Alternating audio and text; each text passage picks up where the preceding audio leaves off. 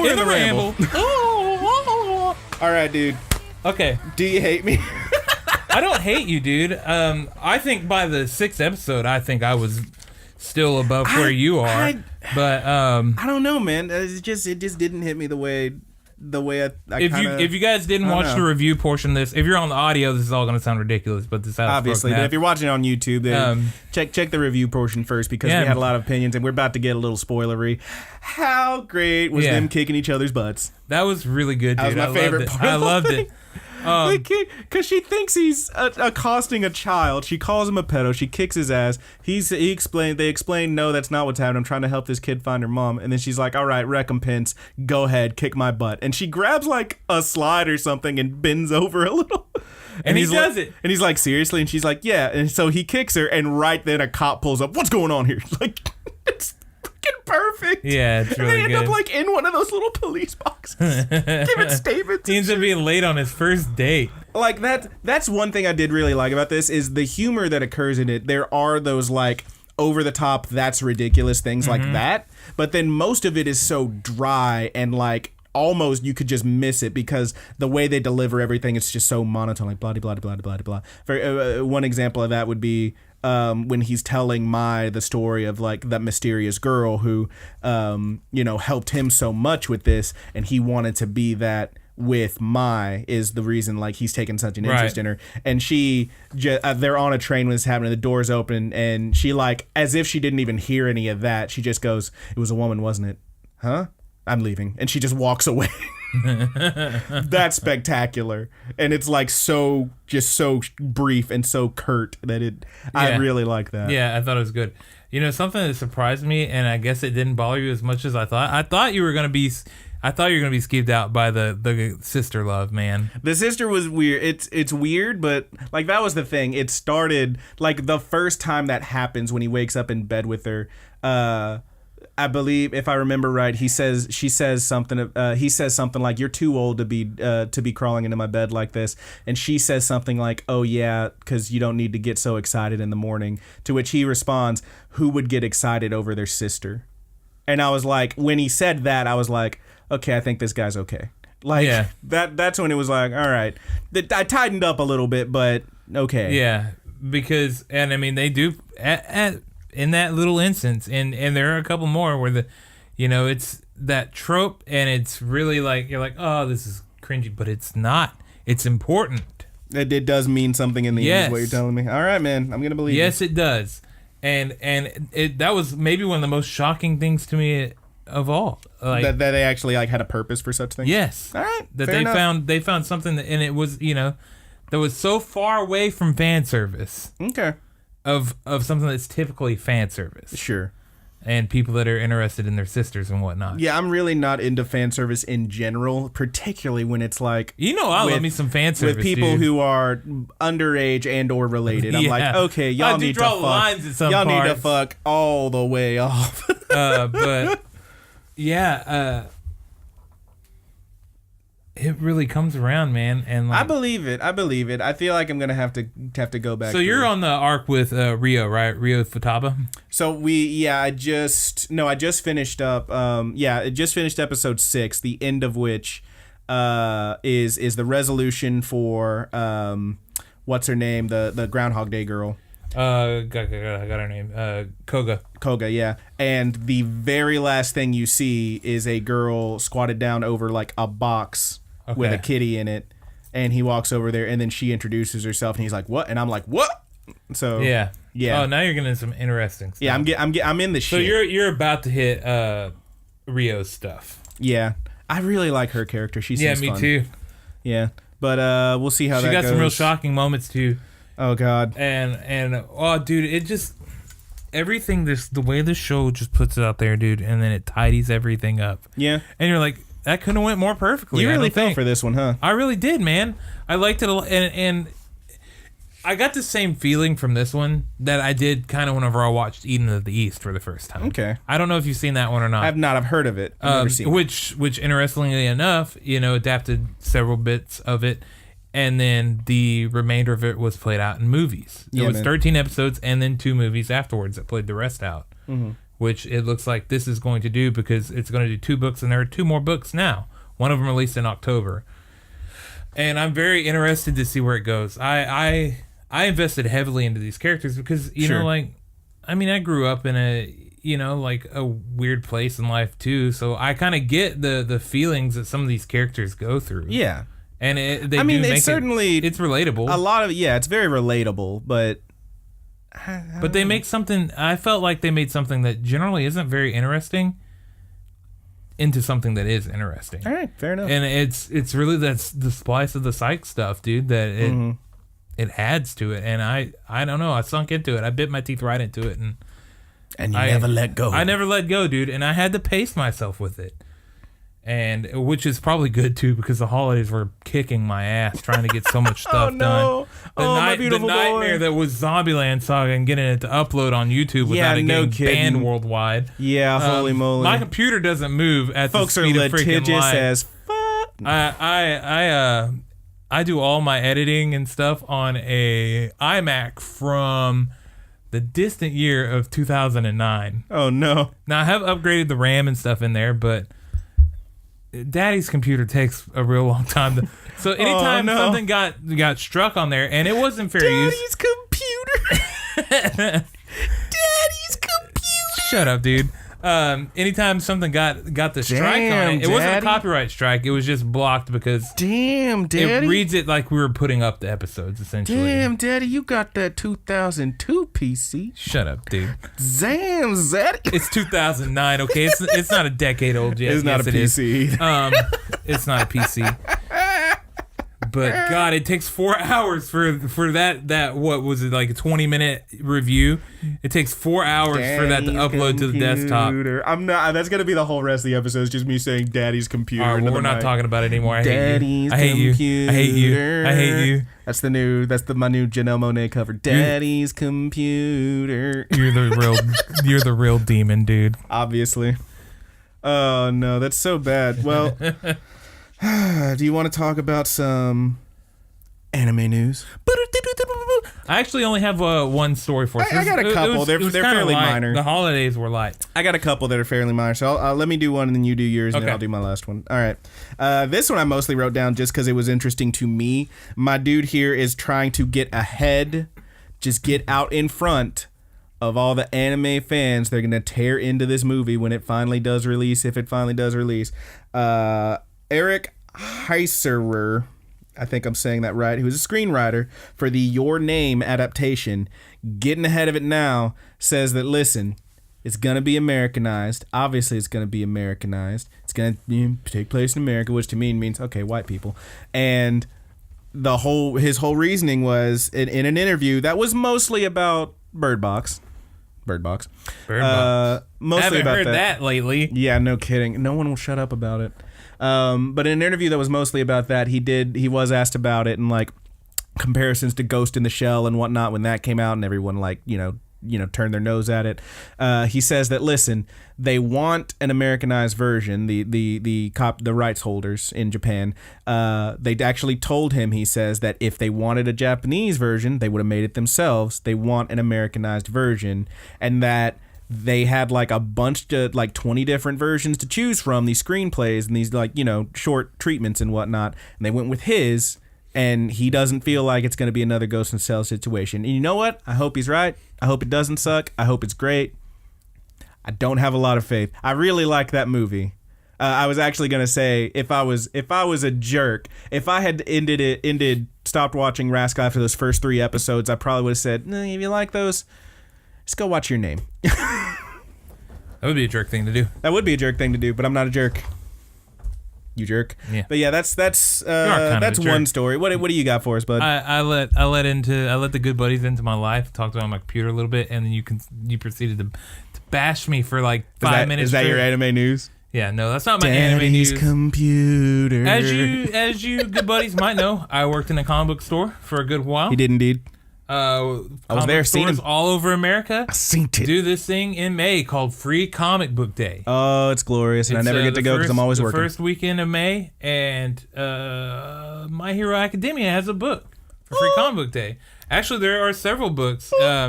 that you might want to go check your local comic book stores when Free Comic Book Day rolls around. So we do have Free Comic Book Day. We have a My Hero Academia book. Let's see. It's The Promised Neverland. Wearing his All Might shirt right now. I do have an All Might shirt on. I got this it for Christmas. Nerd. And I love it. It's great. What a weeb. You're an idiot. Oh, you gotta do me like that? Yeah, do man. me like that on Rusev Day? You bashing into me. Don't do me this like whole that damn on episode. Rusev Day? You gave this anime that I loved a poor score. Poor score 4 nights ago. The truth Some comes shit out. like that. Was hating. There's a Pokemon one coming out. Let's see. You have Kino's Journey has one coming out on Free Comic Book Day. I don't even know what that is, but it sounds great. It's on High Dive. You can find it on Verve on the High Dive app. Card Captor Sakura. Ooh. Something called Witch Hat Atelier. All right. Kamome Shirahama and Magus of the Library, plus Robotech. So there's a lot of anime stuff coming out here. A lot of it will be on Titan Comics and Udon. So and remember, that's first weekend in May, Free Comic Book Day. If you got a local game store, comic shop, whatever, you want to hit them up because sometimes places like Hastings, if you have something like that it's gonna be there. going down, dude. It's gonna be great. Those things are always rad. Yeah. Yeah. So, they'll let you get a whole stack. They'll have I think last year at Bankston's they had a bounce house or something. Yeah, it was rad. Bankston's goes all out. Bankston goes all. They had a dude on the. They had a DJ spinning. Boy was out there spinning the hits on the ones and twos. Like, hey, can I check out these comics? I'm spinning right now, fool. Like, I was, recording this year. I was out in January when Free Comic Book Day rolled around. I was like, thank God I don't have to work that event. It's always cool, because it's an all-day thing, and it's like a 14-hour day. That's one of those where you really want to hit it up if you're at all interested in books. Yeah, and go find your local bookstores. They all have different books for the most part too. There's a good chunk of different things coming out. Of course, Marvel and DC and Image and all that stuff. Of course. But you can go to the Free Comic Book Day website and look and see what all is on the list. And you can, if you don't think your local comic book store is going to get it, you can go up there and request that they do, and they probably will pull it in for you. Totally right. So that's my story. I got one more here. Yeah, what you got, dude? So there's a thing going on, right? Just kicked off this over this past week called Jump Festa. You may or may not know of this. Mm-hmm. Big thing. A lot of big announcements. New season of Haikyuu. There's a new Prince of Tennis film, etc., etc. A lot of great stuff. There's one thing I want to talk about because, Roger, it is time to duel because there is an official are you talking about the arm piece? Duel disc. Dude, I wanted one of those so bad whenever I was a kid because Tiger made them. Dude, this one looks legit. This one's coming from Proplica. That those fools make good stuff. Yeah, this looks like your actual cosplay piece. Yeah, man, it looks freaking rad. It's got spots for your cards. It's got spots to put your cards as you play them. It has a real working LED life counter. I ain't never played a Yu-Gi-Oh in my freaking life. I have a Yu-Gi-Oh deck, but I might have to pick this sucker up. It looks rad. Fucking cool. It looks so cool. I thought about talking about it, but it was like, nobody cares. Currently, it is just like the prototype they had out there, but it is out there. It is coming. It looks sick. Yeah. I thought it was pretty sweet, too, dude. It looks rad. I got myself a Dark Magician deck. Oh, of course you do. I sure do.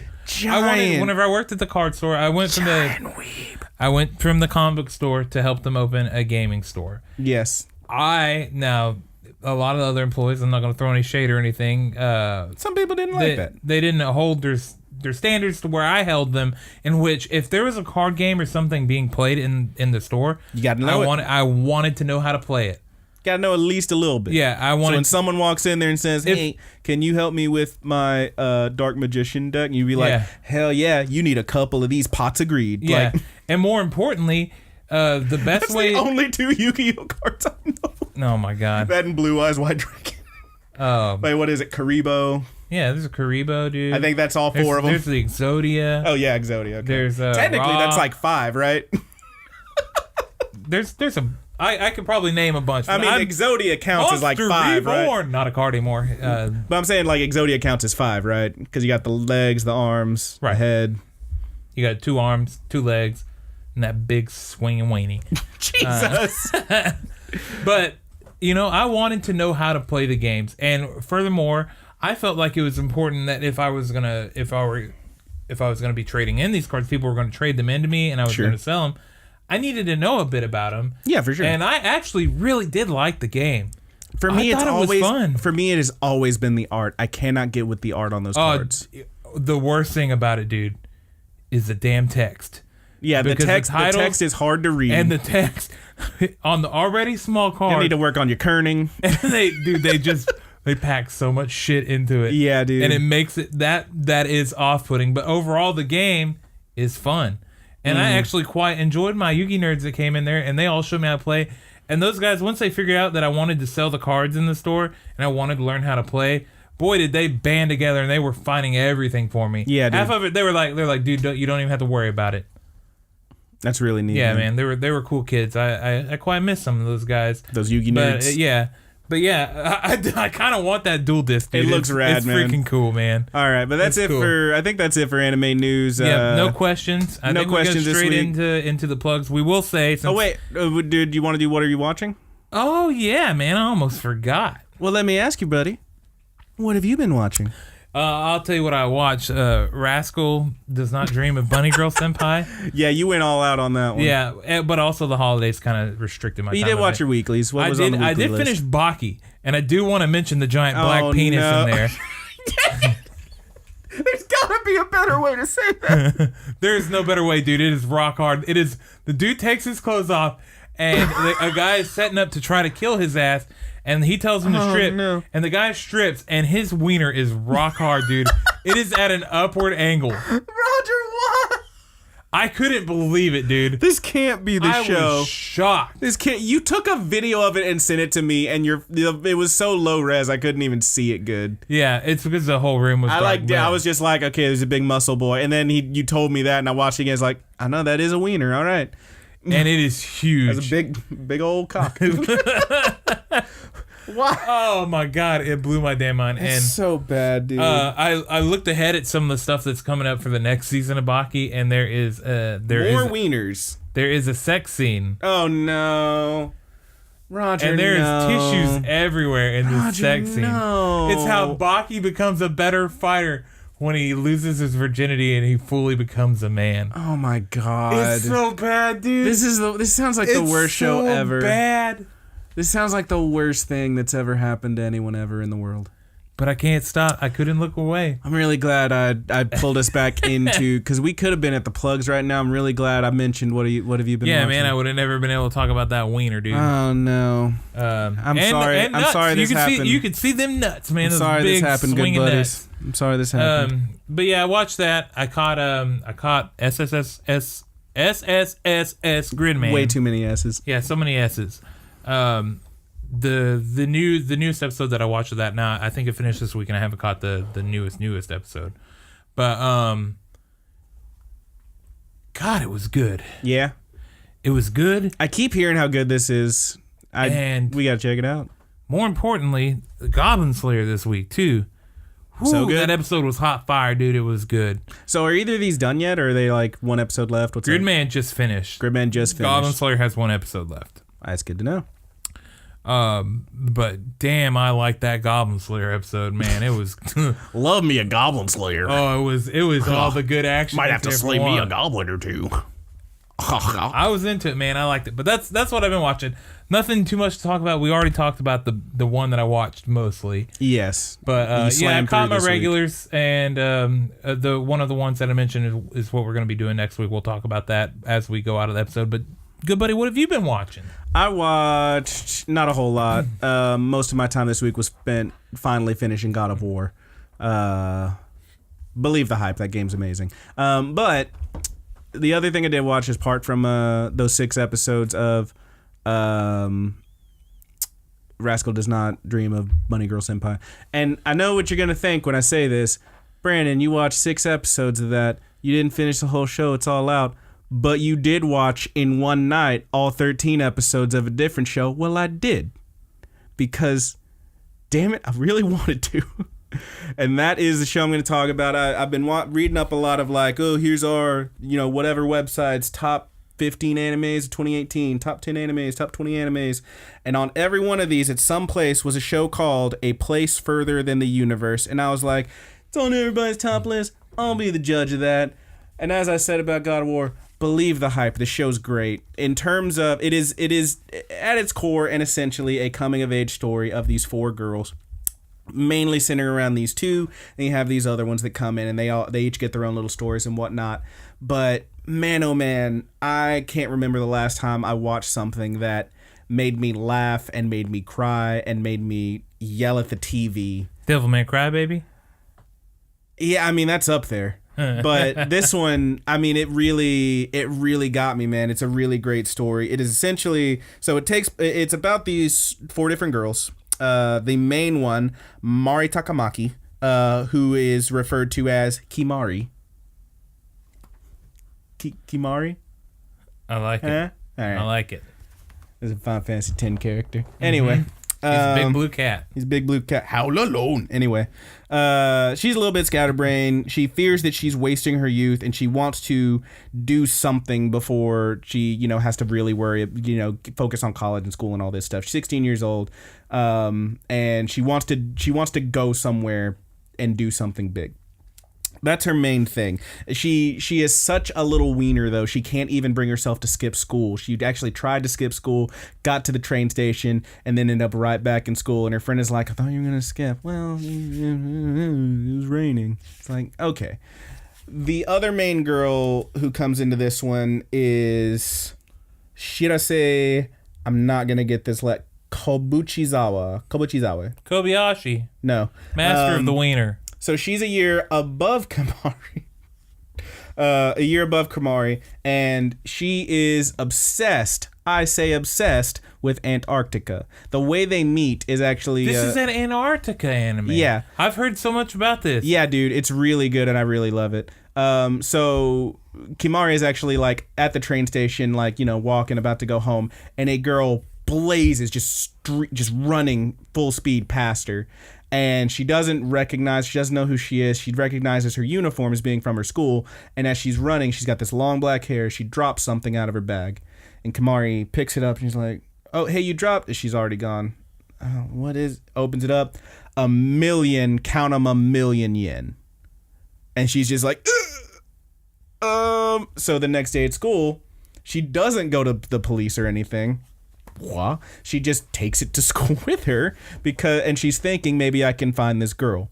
She does end up finding this girl, finds her crying in a bathroom stall, just weeping to herself, a million, I can't believe I lost it. So yeah, that's definitely her. Gives her the money. She thanks her. It's very cute. It's a really fun scene where she grabs her by the shoulders and drives her into the wall. And she's like, oh God, please don't hurt me. I didn't steal it. And she's like, thank you. Thank you so much. And just starts crying. And when I say crying, there's a lot of crying in the show. And I mean them big Ghibli tears, baby. It's good. It's that good animation with them big Ghibli tears. But so the whole thing with this girl is that she is obsessed with Antarctica. Her mother was actually on an expedition to Antarctica, wrote a book about Antarctica called A Place Further Than the Universe. That's the name of the anime. And she wants to go there because, as she says several times, my mother is waiting for me there. Because her mother did go missing during that expedition, and she wants nothing more than to go there and experience what she did. Is this Made in Abyss? Not really, but kinda. Not really. There's no crazy monsters. And then the other girls that show up, there is a young woman named Hinata Miyake. She's incredibly friendly, super bubbly. She's just so fun. She's also 16, just like Kimari. She works at a convenience store, and she really wants to do something big before her college entrance exams. She actually dropped out, did what is sounds like the equivalent of a GED, and she's planning on going to college, but she wants to do something real big and fun. I just would like to point out, I just noticed that our good buddy Brandon over here has taken notes. I didn't take notes. What have you been watching segment? Not notes. I just wanted to get their names. Has taken notes. I wanted to get the names down. The name. There's one page for this. It's a little bit on this one. That equivalates to one page. Don't give me no shit. You gonna do me like this on Rusev Day, bro? You already did me like that on Rusev Day, dude. I tell you, this is the episode where we break up, man. Ain't happening. But she's super great. You also have Yuzuki Shiraisi, excuse me, who is in first year in high school, younger than everyone else. She is an actress, a child actress, celebrity, and she is being tasked with doing this web series on this new civilian expedition that's going to Antarctica. And basically, that's how they all like eventually they all like end up getting in. They're going on the expedition, etc., etc. It's like episode, I think, 5 before they even say yes, we're going to be able to go. It's like episode 7 before they're on the boat, and 13 episodes is the whole thing. And I can't overstate how deep in my soul this anime got, man. It feels great. I wrote down here as purely a coming of age story, it is damn near perfect. You watch these characters meet, they become friends, they grow.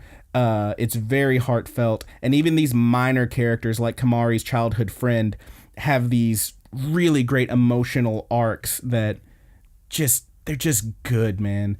There's also like a really great relationship here with so the expedition that's going there, it's a civilian expedition. The previous ones, they're usually like state funded or whatever. That's what's currently going as a civilian expedition, the first in a very long time. The previous expedition that Homegirl's mom was on, I believe it was 3 years prior to this happening that she went on that and went missing. And she was there with a team. She was there with, this person was the captain.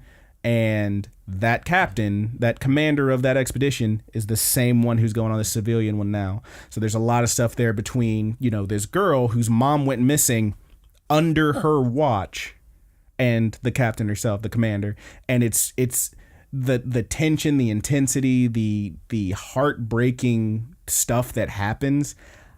I straight up cried, man. Big Ghibli tears. And it's beautiful. There's a bit where like one girl is confronted with some people from her past, and one of them stands up for her and is like, telling them off. And I legit found myself sitting in my bed screaming at the TV, hell yeah, tell them bitches. I was invested, man. It's a good show. It's on a lot of folks' top anime of the year list. Believe the hype. It's great. Check it out. It's really good. And that's all I got to say about it. I'll check it out. Maybe we'll review it in some future. We might have episode. to. I really loved it, and I would love to talk more about it. All right, man. Anything else that you watch? I think that's about it. I got some more stuff queued up and planned, but yeah, I tried to watch a couple things. I did. The Agretzko Christmas special. I did watch that. We both watched that earlier tonight, actually. It was really cute. It was really good. If you like Agretzko, you'll love it. Also, one of my favorite bands growing up was Rancid. And yeah, dude. Was it Jingle Bells that he was singing? Mm-hmm. It Jingle Bells, Jingle Bells. Like, dude. Dude, there's just punk rock Christmas carols all over it. Yeah, it's not metal at all. It's not a metal Christmas. Well, that's the thing, because that opening was about Haida, and Haida's a little punk rocker. He hangs out in the punk rock bar we saw. It was great. It was really cute. It was really good. I like it. You even if my boy Haida, man, I felt for him. My boy Haida, I love Haida so much. My beautiful boy, my baby boy. But yeah, even characters needs to get her shit together. Hey, dude. Chill. But even characters that like. Don't you tell me to chill, dude? I'll tell you do what I want. You gonna do it on Rusev Day? But like even characters that like minor characters that don't have lines, you get to see like how they're spending the holiday or whatever, and it's like all. Yeah, what's his name? The space cadet. That dude. What was his name? Is like Retsuke. Yeah. Retsuke. Something like that. That fool, even him, like you see a brief shot of him, like how he's spending the holiday, and it's so in character and so good. It's just perfect, man. It's very cute. It's very good. If you liked Agretzko, you'll love it, and check it out, dude. Yeah, I thought it was great. I think is that about it? That's about it, dude. I'll go ahead and say on here, if you're listening on the audio podcast, and even if on your new YouTube, you'll know what we're doing next week if you didn't watch a review already. We're reviewing SSSS Gridman. Now, do you need to pronounce the dot in there? No. I know you messed up Hunter before. Like It's Hunter x Hunter. It's Hunter. You're an idiot. It's pronounced Hunter, sir. Excuse me, sir. It's pronounced Hunter. Gridman. I don't think they have dots in between. I thought it was SSSS dot Gridman. Is it not? Or is it S dot S dot S dot? It's SSSS Gridman. Okay, but there's a dot between the S and the You're an idiot, dude. Now you're just insulting me, sir. This Jesus, hurts. I'm Googling it right now. That's what we're that's what we're going to talk about next week. That's going to be a review. Really glad y'all could join us for our review and or ramble. Why would there be only one dot? I called it. No, it hasn't loaded yet. Someday you will stop doubting me, sir. Okay, why is there only one dot? I haven't even watched the show and I know that. Why is there one dot? Why do you doubt me is my question. Why would there be one dot? I will destroy you. It's like a website. You www.sss. There's not a space in between a website. That's a thinly veiled argument. Is that a typo, sir? You calling it a typo? Are you saying the anime's wrong? Dude. Are you telling me the anime's wrong, Roger? We're reviewing it next week. We're going to talk about it. All right. Well, I've had too much fun here. Love you guys. Been good having you. We're glad you listened in. We hope you will continue to listen. Smash that like button. Subscribe. Hit us up. Let's get into those plugs. So if you have any questions, recommendations, you just want to tell us how you're feeling. How do you feel? Just shoot us a line. You can always drop us one at our Gmail. That's thegoodbuddiesanimepod.gmail.com. We also do have, you can leave us a comment pretty much anywhere that you can find this. Anywhere fine podcasts are sold, even though we don't sell it. It's going to be iTunes. You got Stitcher. I use Podcast Addict. We're on the Podbean. There's so many. Hit them up, check us out, leave us a rating, a review, a comment. Pretty much anywhere you can type something about us, we'll find it if it's got the Good Buddies name on it. We also do have the Facebook group that is The Good Buddies Universe. Check it out, join up, send us a request, we'll let you in, and if you're not a jerk, we'll keep you in. We also have the Twitter, that's TGB_anime pod on Twitter, at TGB_anime pod. And we do have the Tumblr. Tumblr's dying, but we got it still. thegoodbuddies.tumblr.com. And as always, and of course, there's the YouTube channel where you may or may not be listening to watching this. That is Rapid Kick Media on YouTube. And as I always say, all those things have different names. You're going to make it. I believe in you. Yep. Roger. Beyond that, we do, of course, want to give a shout out to our good buddies, Married with Seamonsters, a.k.a. the Mary Janes, for the use of our opening theme song, Paperdoll. Now, they are on Spotify, but that song and so many others that they do are only available on marriedwithseamonsters.bandcamp.com. We also want to give a shout out to our good buddy, Petty Theft.